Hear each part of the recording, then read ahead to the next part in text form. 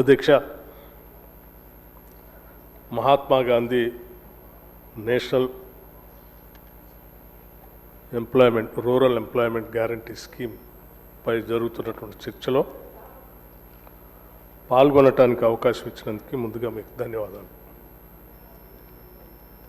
కోట్లాది మంది నిరుపేద ప్రజలకి ఉపాధి అవకాశాలు గ్రామీణ ప్రాంతాల్లో కల్పించి ఆత్మగౌరవంతో బతకడానికి అవకాశం కల్పించినటువంటి ఆ చట్టాన్ని, దాంట్లో వచ్చిన హక్కుల్ని కాలరాస్తూ భారతీయ జనతా పార్టీకి సంబంధించిన కేంద్ర ప్రభుత్వం ఈరోజు తోట్లుపడుస్తూ తీసుకున్నటువంటి చర్యలపైన కోట్లాది మంది నిరుపేద ప్రజల పక్షాన సభలో చర్చ జరగాలని మొన్న బీఎస్సీలో జరిగినటువంటి చర్చల్లో అందరూ ఏకగ్రీవంగా అంగీకరించి సభలో చర్చిద్దాం, రాష్ట్రంలో ఉన్నటువంటి నిరుపేద ప్రజల పక్షాన వారి గొంతుకే ఇక్కడ నినదిద్దాం, ఒక తీర్మానం చేద్దామని చెప్పి అందరూ అనుకొని ఈరోజు చర్చని ఇక్కడ ప్రారంభించాం.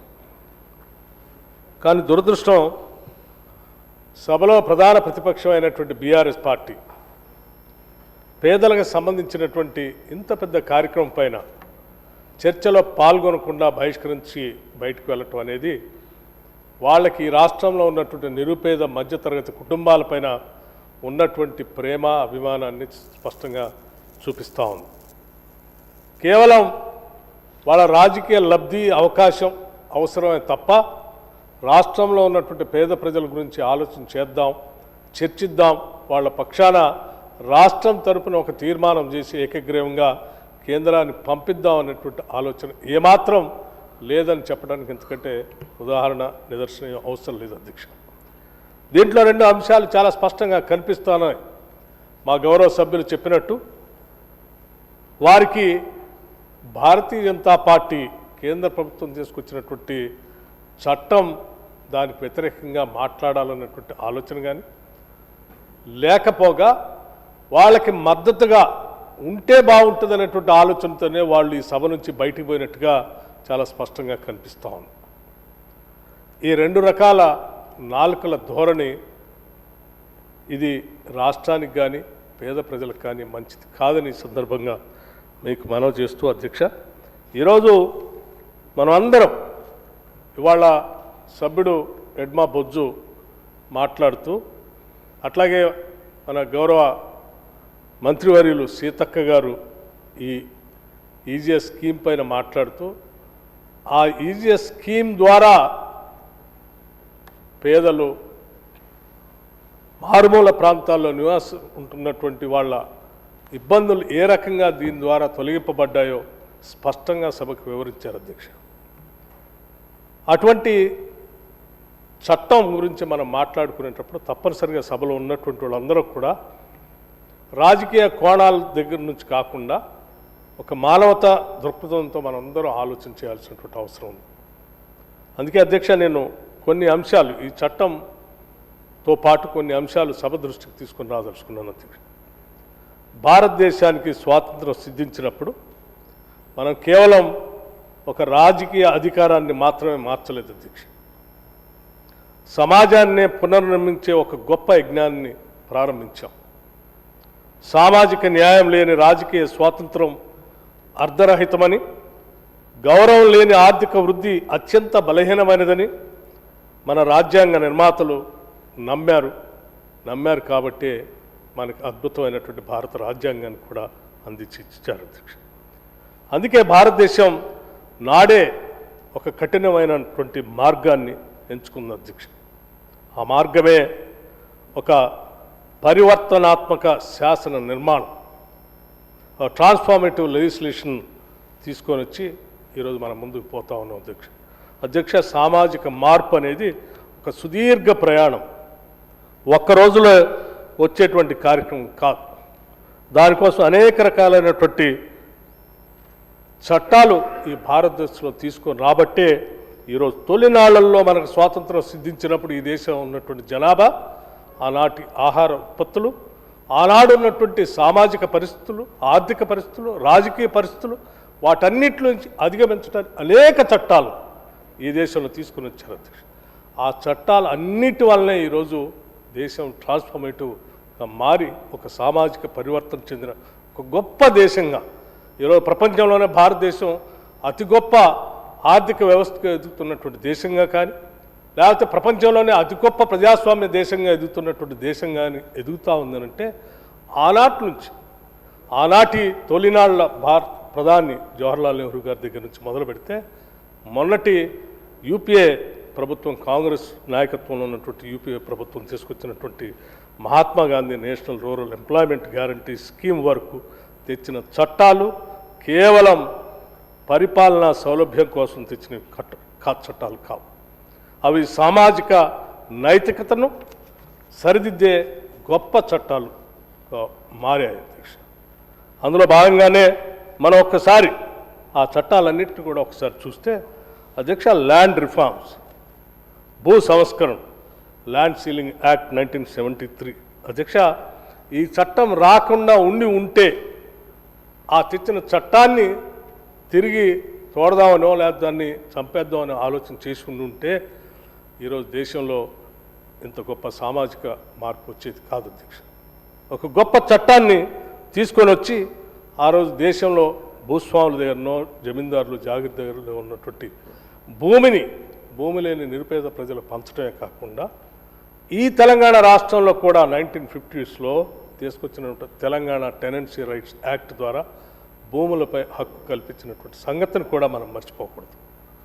అలా చెప్పుకుంటూ పోతే అధ్యక్ష, బ్యాంక్స్ నేషనలైజేషన్ అధ్యక్ష, ఈరోజు దేశంలో ఆ రోజు తీసుకొచ్చినటువంటి 1969 14 జాతీయ ప్రైవేట్ బ్యాంక్స్ని ఈ దేశానికి అంకితం చేసి జాతీయం చేసి బ్యాంక్స్ ద్వారా కూడా ఈ సమాజంలో మార్పు రావాలని పెద్ద ఎత్తున నిర్ణయాలు జరిగాయి అధ్యక్ష.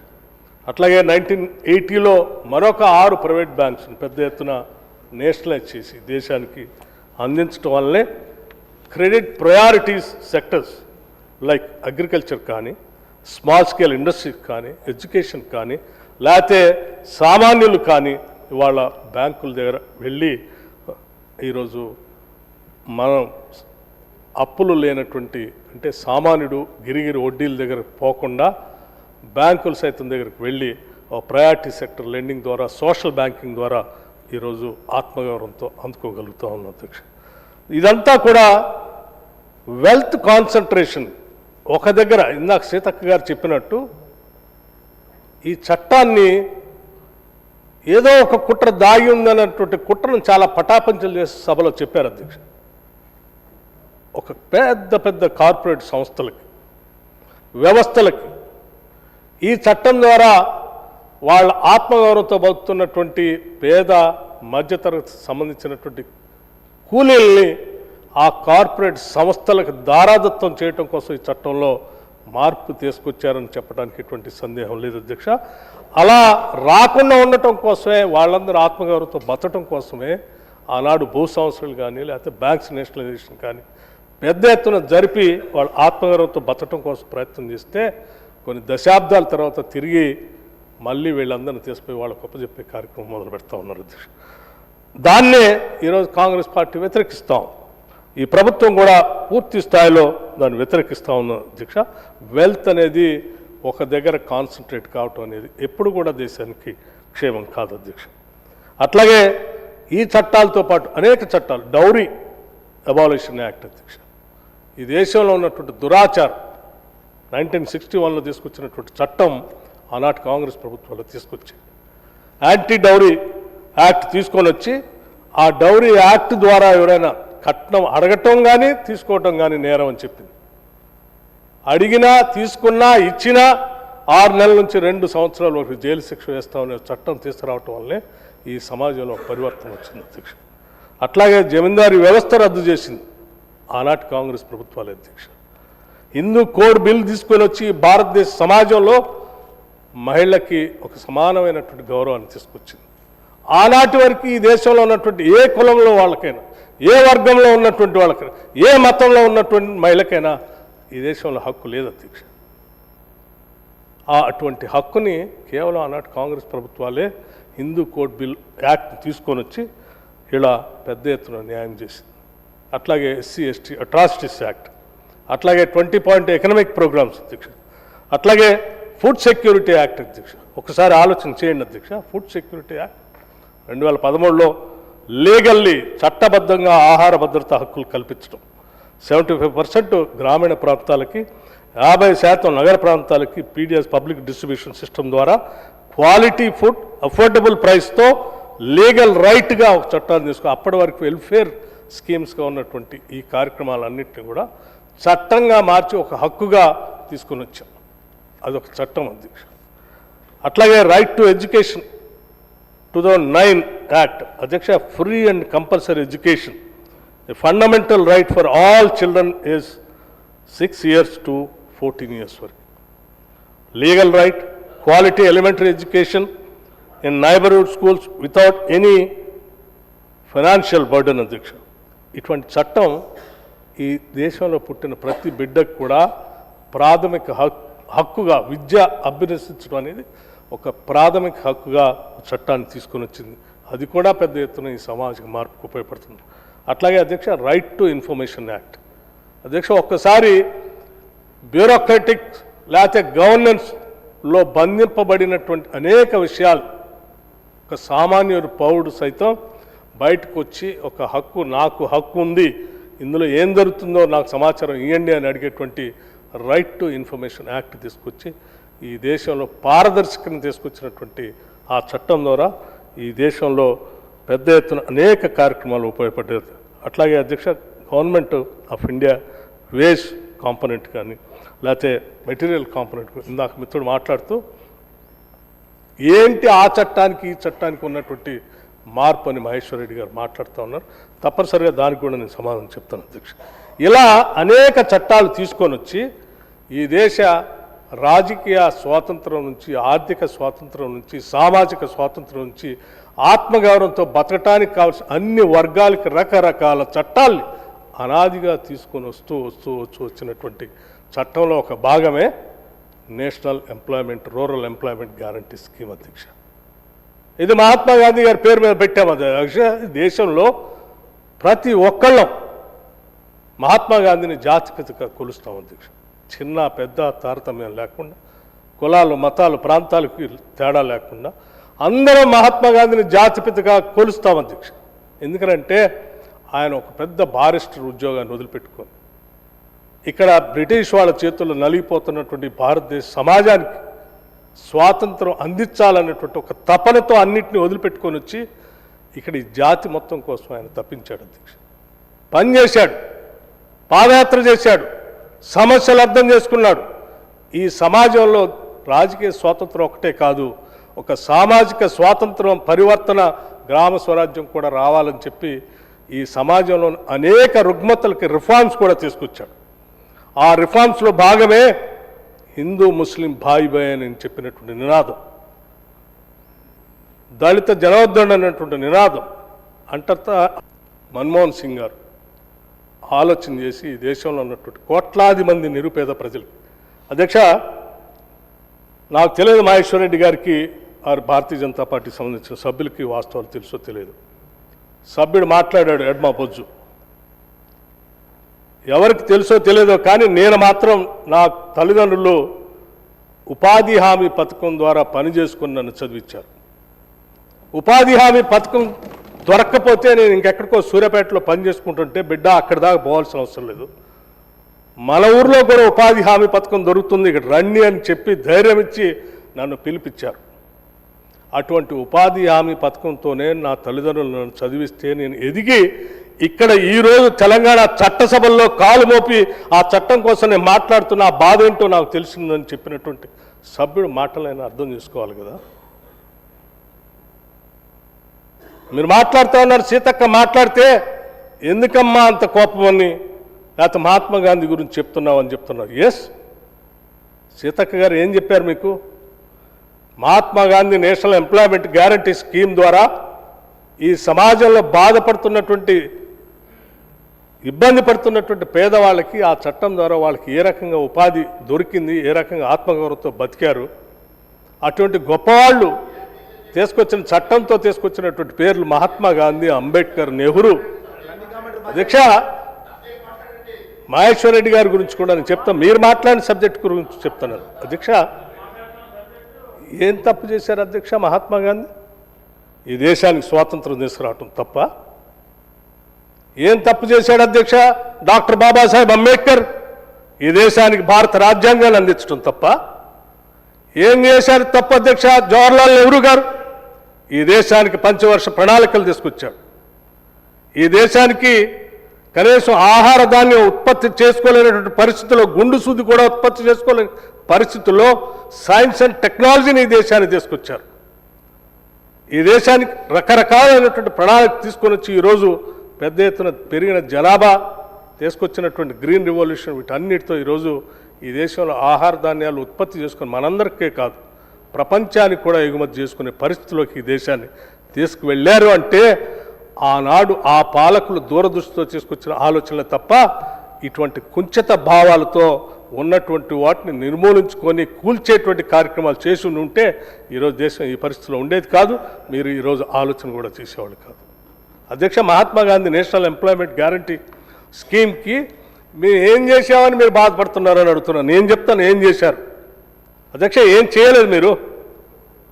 Mahatma Gandhi national employment scheme ద్వారా డిస్ట్రెస్ మైగ్రేషన్ అనేది లేకుండా చేసినటువంటి స్కీమ్కి ఈరోజు మీరు ఏం చెప్తా ఉన్నారు? ఆ స్కీమ్ ద్వారా ఈ రాష్ట్రంలో ఏ గ్రామంలో ఉన్నటువంటి వాళ్ళు ఎక్కడైనా పని కావాలని అడిగే హక్కు ఉంటే ఈరోజు అది కాదు, మేము గుర్తించి ఈ స్కీమ్ ద్వారా పొందుపరిచినటువంటి గ్రామాల్లో ఉన్నటువంటి వాళ్ళకే దాన్ని మేము రికగ్నైజేషన్ చేసిన దానికే మేము ఇస్తామని చెప్తా ఉన్నారు. ఇది ఎక్కడ న్యాయం? అధ్యక్ష, మీరు డిసైడ్ చేసి ఇవ్వటం కాదు. ఈ దేశంలో పుట్టిన ప్రతి గ్రామంలో పుట్టిన ప్రతి పౌరుడికి కూడా ఉపాధి పొందే హక్కు ఆ చట్టం కల్పిస్తోంది. ఆ రకంగానే ఉండాలి. అది తొలగించేటువంటి హక్కు మీకు లేదు అధ్యక్ష. అధ్యక్ష, ఎక్స్‌ప్లాయిటెడ్ అన్‌స్కిల్డ్ మాన్యువల్ లేబర్ లేకుండా ఆ చట్టం తీసుకొస్తే మీరేం చేస్తూ ఉన్నారు? ఈరోజు మీరు మార్చినటువంటి చట్టం ద్వారా వీళ్ళని ఎక్స్‌ప్లాయిట్ చేయడానికి కావాల్సిన విధంగా మీరు సంవత్సరంలో వ్యవసాయ పనులు జరిగేటప్పుడు 60 రోజులు పనులు ఉండవని చెప్తా ఉన్నారు. లేకపోతే కార్పొరేట్ సెక్టార్ ద్వారా పెద్ద పెద్ద కాంట్రాక్టులు పనిచేసేటువంటి వాళ్ళకి వనరులు కల్పించడానికి మానవ వనరుల ద్వారా ఇంటికి కూలీలు కల్పించడం కోసం దీంట్లో ఏర్పాటు చేస్తూ ఉన్నారు. Is it not an exploitation? అధ్యక్ష, నా ఎదురు కూర్చున్నటువంటి మిత్రుడు ఉన్నాడు, కామ్రేడ్ సోదరుడు కోనవేని సాంబశివరావు గారు. నాకు తెలుసు ఖమ్మం జిల్లాలో కానీ మిగతా జిల్లాలో అధ్యక్ష ఒక తవ్వెడు కూలి పెరగటానికి, ఒక మారిగడు కూలి పెరగటానికి, లేకపోతే ఒక 10 రూపాయలు కూలి పెంచాలని అంటే నేను గతంలో కొన్ని దశాబ్దాల క్రితం చూసేవాడు. పెద్ద ఎత్తున ప్రతి సంవత్సరం ఉద్యమాలు జరిగాయి.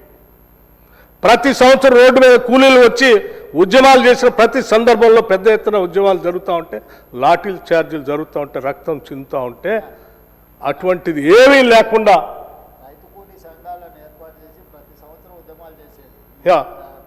అటువంటి ఒక్క సంఘటన కూడా జరగకుండా ఉండే విధంగా కేవలం ఒక చట్టం ద్వారా ఒక్కటేసారి 100 రూపాయలుగా పెంచి ఈ దేశంలో ఒక సామాన్య కూలీకి ఎటువంటి ఉద్యమాలు చేయాల్సిన అవసరం లేదు. ఈ చట్టం ద్వారా మీకు అన్ని కల్పిస్తున్నాను, 100 రూపాయలు మీకు రోజు కూలి వస్తుందని చెప్పి చట్టం తీసుకొచ్చిన గొప్ప చట్టం అధ్యక్ష. ఇది ఇట్స్ ఏ సైలెంట్ రెవల్యూషన్, ఒక నిశ్శబ్ద విప్లవం. ఆ రకంగా ఈ దేశంలో తీసుకొచ్చిన నిశ్శబ్ద విప్లవానికి ఈరోజు మీరు తూట్లు పడుస్తూ దాన్ని మార్చేసి ఇంకా మేమేదో చేస్తున్నామని చెప్పడం కోసం ప్రయత్నం చేస్తే ఎట్లా అధ్యక్ష? ఇది పేదల కోసం, ప్రజల కోసం, రైతుల కోసం, ఈ సమాజంలో అన్ని వర్గాల కోసం ఆలోచన చేసి ఆనాటి ప్రభుత్వాలు తీసుకొచ్చే చట్టాలని కేవలం కొన్ని కార్పొరేట్ శక్తులతో నడుపుతున్నటువంటి భారతీయ జనతా పార్టీకి సంబంధించిన ఆలోచన విధానంతో ఈరోజు ఈ చట్టాలని తూట్లు పొడవాలని ప్రయత్నం చేస్తే తాత్కాలికంగా మీకు ఏమైనా మేలు జరుగుతుంది తప్ప శాశ్వతంగా జరిగేది కాదు. ఇప్పుడే కూల్ రేట్లు పెంచాలని మా ముఖ్యమంత్రి గారు చెప్తా ఉన్నారు. కూల్ రేట్లు పెంచాలని ప్రతి సంవత్సరం ఉద్యమాలు జరిగాయి. నేను చెప్తాను, ఇవాళ అటువంటి ఉద్యమాలు లేవే. అధ్యక్ష, సబ్జెక్ట్ మీరు ఏ ఎక్స్‌ప్లాయిటేషన్ అయితే అన్‌స్కిల్డ్ లేబర్కి ఉండకూడదని మేము చట్టం తీసుకొచ్చామో అదే అన్‌స్కిల్డ్ లేబర్ ఎక్స్‌ప్లాయిట్ చేయటం కోసం మీరు ప్రయత్నం చేస్తా ఉన్నారు. ఇది కరెక్ట్ కాదు అధ్యక్ష. అట్లాగే అధ్యక్ష, మేము ఆనాడు చట్టంలో ఇంక్లూజివ్ గ్రోత్ ఉండాలని Mahatma Gandhi national employment guarantee స్కీమ్లో అనేక రకాలైనటువంటి అంశాలను పొందుపరిస్తే ఇవాళ మీరు ఇంక్లూజివ్ గ్రోత్ అనేది లేకుండా డీవియేట్ చేసి ముందుకు పోతా ఉన్నారు. లైవ్లీహుడ్ సెక్యూరిటీ అనేది లేకుండా చేస్తూ ఉన్నారు. ఆ సెక్యూరిటీ లేకుండా మీరు తూట్లు పొడుస్తూ ముందు తీసుకొని పోయేటువంటి కార్యక్రమం చేస్తున్నారు. అధ్యక్ష, రైట్ టు వర్క్ నుండి work only if the central government permits. మా చట్టమేమో రైట్ టు వర్క్ అనేటువంటి ఒక హక్కును కల్పిస్తే work only if the central government permits అంటే మీరు పర్మిట్ చేస్తేనే మేము పని చేయాలి, మీరు పర్మిట్ చేస్తేనే మాకు కూలి ఇవ్వాలి. ఇది ఎక్కడ అన్యాయం? ప్రజలు 100 రోజులు పనులు కల్పించుకునే హక్కు నుంచి మీరు కాల్ రైజ్ చేస్తారు. ప్రస్తుత యాక్ట్ ప్రకారం పంచాయతీ మరియు గవర్నమెంట్ బడ్జెట్ ప్రభుత్వం కేటాయిస్తేనే సంవత్సరం ఆశాంతం ఎప్పుడైనా పని కల్పించుకునే డిమాండ్ హక్కు ఆనాడు ఉంటే ఇవాళ no work in peak season. ఏంటి అధ్యక్ష no work in peak season? ఎందుకు ఉండొద్దు పీక్ సీజన్లో? సప్లై అండ్ డిమాండ్ అధ్యక్ష, సప్లై అండ్ డిమాండ్. మీకు పనుల కాలంలో లేబర్కి మీ ఇష్టారీతులు వేరే దగ్గర ఏ పని దొరకపోతే మీ ఇష్టం వచ్చినటువంటి రేట్లు కూల్ రేట్లు ఫిక్స్ చేస్తే ఆ రేట్లకే పని చేయాల్సినటువంటి దుస్థితి నుండి బయటపడాలనే ఆనాటి కాంగ్రెస్ ప్రభుత్వం ఆ రకంగా ఉండకూడదనే ఈ చట్టాన్ని తీసుకొచ్చింది. మీరు మళ్ళీ తిరిగి ఈరోజు సీజన్లో మీకు పని కల్పించాం, ఆ 60 రోజులు పని ఎత్తేస్తాం, మీరు వాళ్ళ మీద ఆధారపడి బతకాలి అని అంటే ఇది ఎక్కడ న్యాయం? ఎవరి దయాదాక్షిణ్యాల మీద ఈ రాష్ట్రం ఈ దేశంలో ఉన్నటువంటి కోట్లాది మంది నిరుపేద ప్రజల్ని మీరు వాళ్ళ మీద పడేయాలని ఆలోచన చేస్తూ ఉన్నారు. అది మా సీతక్క గారు ఇందాని చెప్పారు. గ్రామీణ ప్రాంతాల్లో ఎక్కడైనా పని చేసుకునే హక్కు ఉంటే ప్రస్తుత కేంద్ర ప్రభుత్వం ఎక్కడ అనుమతిస్తే అక్కడే ఆ పంచాయతీలో విబిజీ రామ్జీ ఎక్కడ ఇది ఎక్కడ అధ్యక్ష నోటిఫైడ్ చేసిన పంచాయతీలోనే పనిచేయాలి. అట్లాగే అధ్యక్ష ఇందాక మీరు మాట్లాడుతూ మీకు ఎక్కడ భారం పడుతుంది, ఎందుకు భారం పడుతుంది? అధ్యక్ష జాతీయ ఉపాధి హామీ పథకం, జాతీయ హామీ ఉపాధి పథకంలో 100% వేజ్ కాంపోనెంట్ గవర్నమెంట్ ఆఫ్ ఇండియాది. మీరు 90% 90% కాదు, 100 వేజ్ కాంపోనెంట్ 100%. ఉండండి సార్, వేజ్ కాంపోనెంట్ 100% చూసుకోండి సార్. మళ్ళొకసారి మీరు వేజ్ కాంపోనెంట్ 100% అధ్యక్ష. ఆ 100% నుంచి మీరు మెటీరియల్ కాంపోనెంట్ గురించి చెప్తా ఉన్నట్టుంది. Material component 75%, 25% state government. Wage component మాత్రం 100%. ఇవాళ ఏంటి మీరు చేస్తూ ఉన్నారు అధ్యక్ష? 60-40. ఎందుకు అధ్యక్ష 60-40? జాతీయ ఉపాధి హామీ పథకం నుంచి 100% వేజ్ కాంపోనెంట్ ఉన్నదాన్ని ఇవాళ 60% 60-40 అని ఎందుకు పెడతారు అధ్యక్ష? అంటే ఏ రకంగా మీరు రాష్ట్రాలకు ఇచ్చే నిధుల్ని కోతబెట్టి రాష్ట్రాలకు ఇచ్చే నిధుల్ని ఏ రకంగా మీకు వాట్ రైట్ యు హ్యావ్? అధ్యక్ష ఇందాక మా మంత్రి గారు ఇందాక డివల్యూషన్ చెప్తే మీరు ఏదో మాట్లాడారు. నేను అడుగుతా ఉన్నాను అధ్యక్ష, దక్షిణాది రాష్ట్రాల నుంచి పెద్ద ఎత్తున ఈరోజు కాంట్రిబ్యూట్ చేస్తూ ఉన్నాం. ఎందుకు రాదు మాకు అధ్యక్ష? ఆ రేషియోలో ఈ రాష్ట్రాలకు రావాల్సింది ఇవ్వాల్సింది పోయి ఇంకా మీరు 60-40% అని చెప్పి ఈ రాష్ట్రాల మీద భారం వేస్తామంటే ఏం చేద్దామని అధ్యక్ష వినండి అధ్యక్ష. మహారాష్ట్ర అధ్యక్ష కర్ణాటక రాష్ట్రం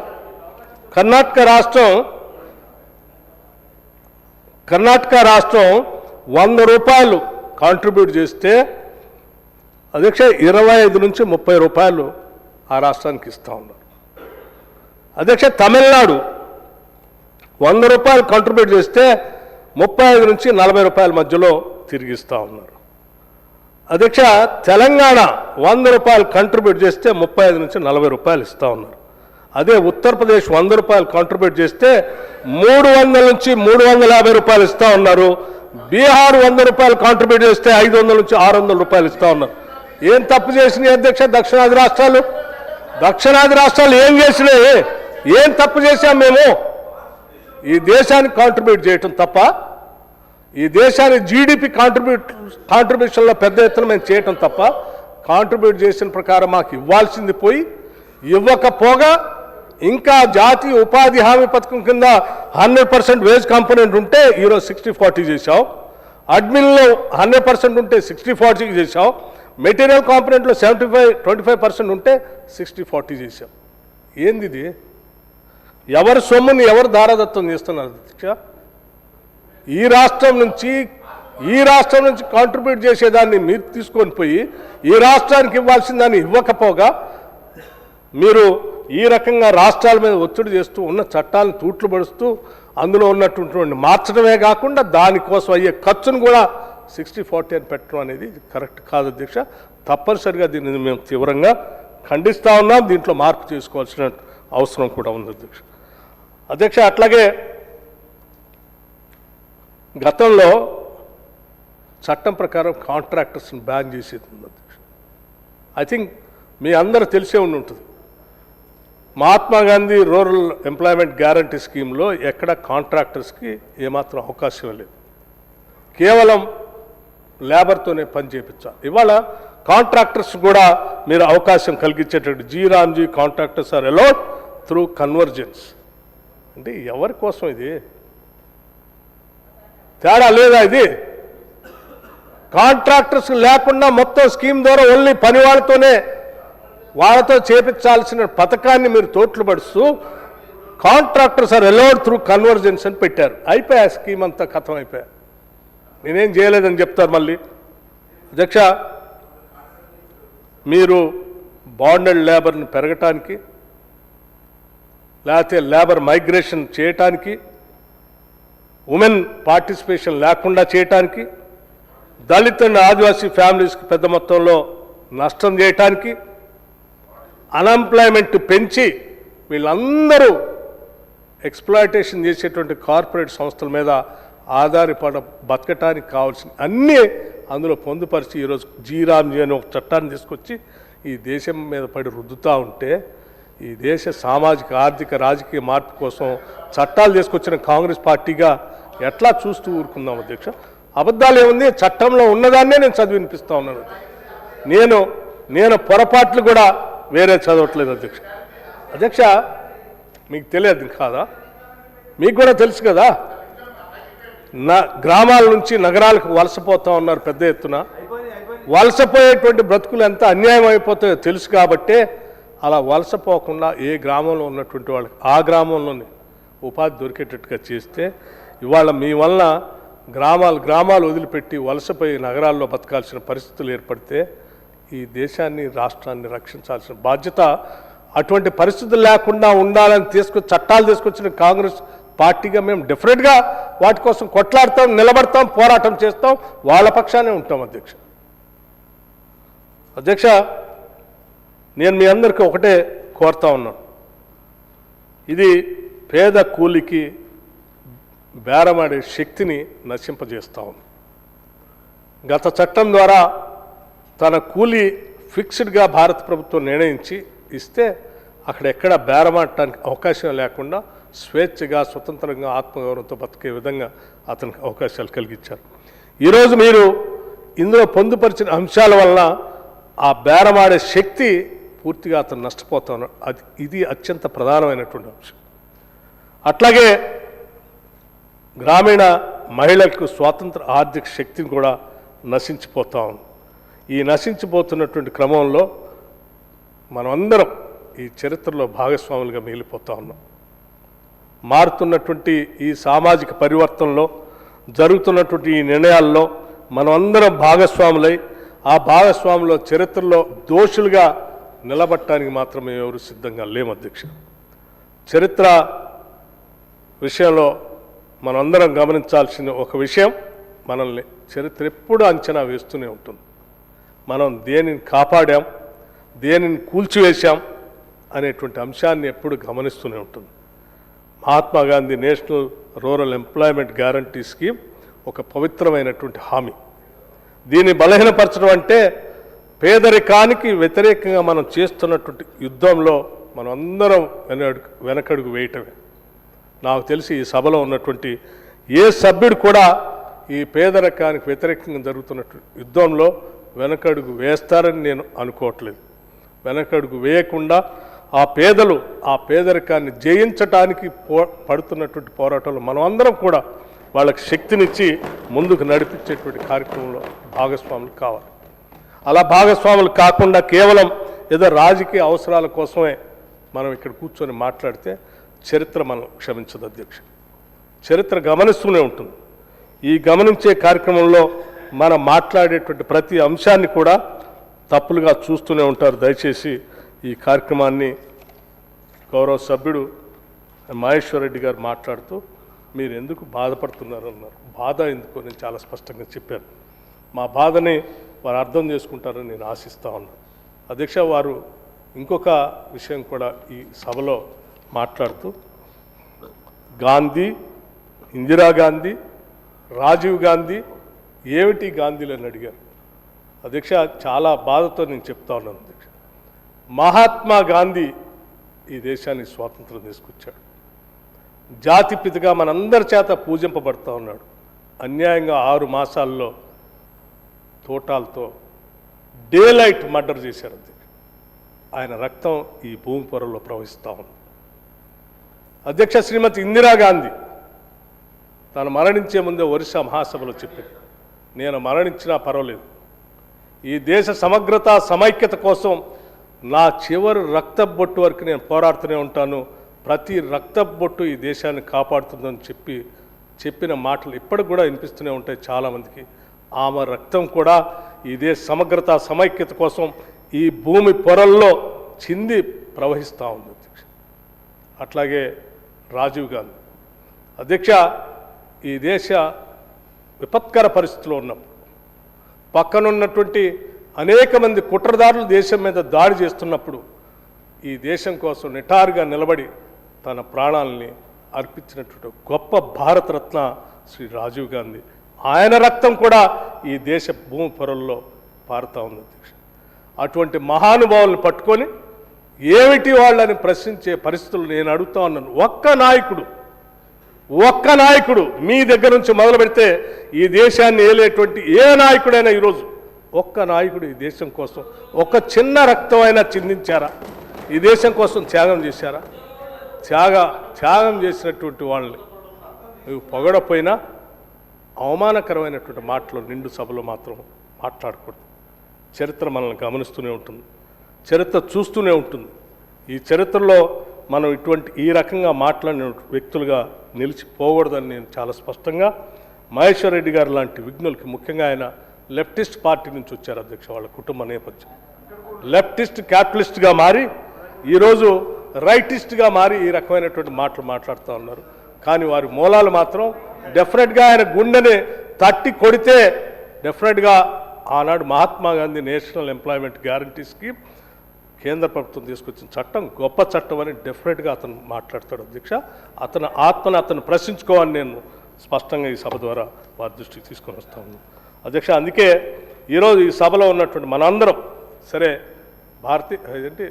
బీఆర్ఎస్ పార్టీ అలియాస్ టీఆర్ఎస్ ఈరోజు ఈ రాష్ట్రంలో ఉన్నటువంటి కోట్లాది మంది నిరుపేద ప్రజల కోసం మాట్లాడాల్సినటువంటి ఈ అంశాన్ని గాలికి వదిలేసి కేవలం రాజకీయ అవసరాల కోసం లేకపోతే వాళ్ళ స్వార్థపూరితమైనటువంటి అవసరాల కోసం సభను వదిలిపెట్టి, పేదలను వదిలిపెట్టి, తెలంగాణ ప్రజలను వదిలిపెట్టి వాళ్ళ సభ వదిలిపెట్టి బయటికి పోయారు.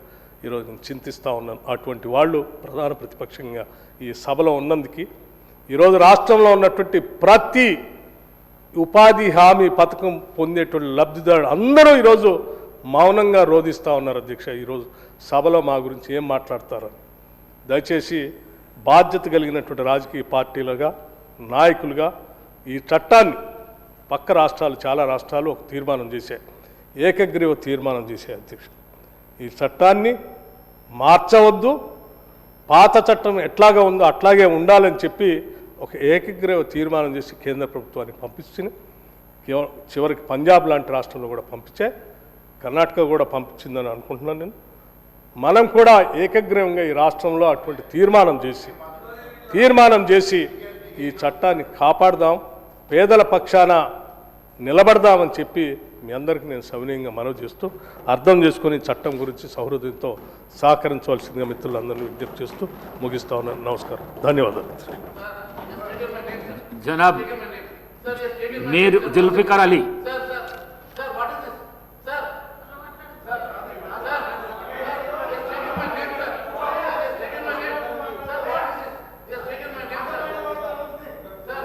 Ali Janab, Honorable Speaker Sahab, first of all, I am thankful to you that you have given me this opportunity to take part in the discussion on behalf of Majlis Ittihad al-Muslimin. आज का जो debate हो रहा है हमारा, आज जो central government जो बिल पास की है, इससे साफ जाहिर हो चुका है कि ये गवर्नमेंट कोई गरीबों के, मजदूरों के